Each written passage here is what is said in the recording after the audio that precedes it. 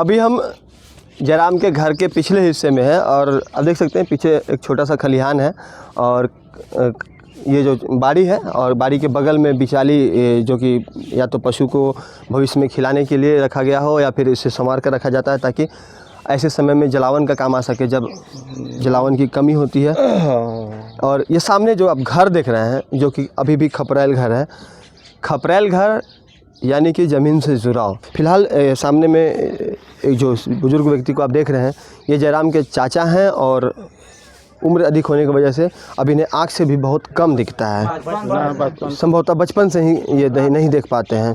तो चाचा ये बताइए कि जयराम के बारे में कैसा था, बचपन में कैसा था पढ़ने लिखने में ठीक था।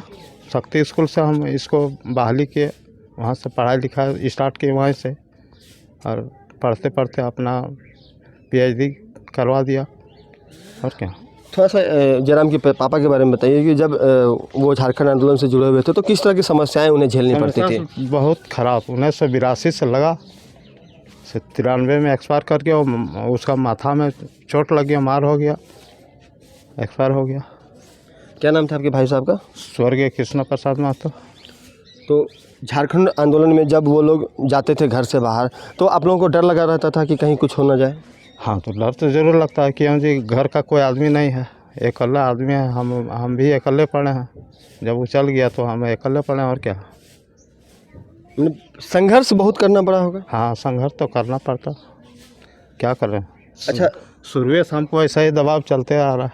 आपके हिसाब से झारखंड कैसा होना चाहिए? झारखंड हमरा के हिसाब से झारखंड का अथी ये हो जाना चाहिए कि जब हमको अलग हुआ है तब से झारखंड का कोई मज़ा नहीं मिल रहा है। सब बहरिया लोग लूट के ले जा रहा है। लूट तो अभी भी मची हुई है? अभी भी मची हुई है। तो लूटने के लिए सपना दूर करें तो ठीक हो जाए। हमारे साथ मधुसूदन महतो है, मांटार में ही रहते हैं और मांटार घरे है। झारखंड आंदोलन के जनक स्वर्गीय विनोद बिहारी महतो के साथ ही इन्होंने झारखंड आंदोलन की शुरुआत की थी और जयराम के पापा भी इनके साथ ही हुआ करते थे। बताइए कि किस तरह की यादें जुड़ी रही हैं आपकी जयराम के पापा से? हम लोग हमारा चचा लगते थे। वो मैंने जो भी काम होता था आंदोलनकारी ये थी वगैरह सब हम लोग साथ मिल कर करते थे। इनका बाबूजी का कोई झारखंड बंद था, उसी में पुलिस के द्वारा और कुछ अथी द्वारा झड़प हुआ, उसी में माथा में लग गया था इनका बाबूजी को, उसी से सर में चोट लग गया। उसके बाद से इनका ये हुआ, उसके बाद इनका देहांत हो गया।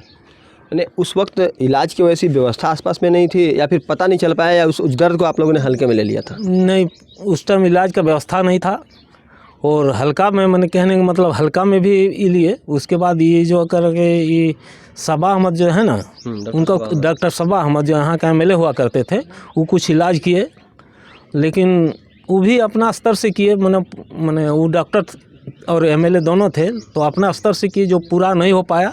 इनका करीबन 2.5-3 लाख रुपया का डिमांड हुआ। जो आपका भेलोर से डॉक्टर यहाँ आते हैं ऑपरेशन के लिए, तो बोला इतना पैसा चाहिए। अब उतना पैसा अभी आंदोलनकारी के लिए देना संभव नहीं है, अभी भी संभव नहीं है। तो ऑपरेशन नहीं हो पाया, जिनके चलते उनका जो है थी नस सूख गया।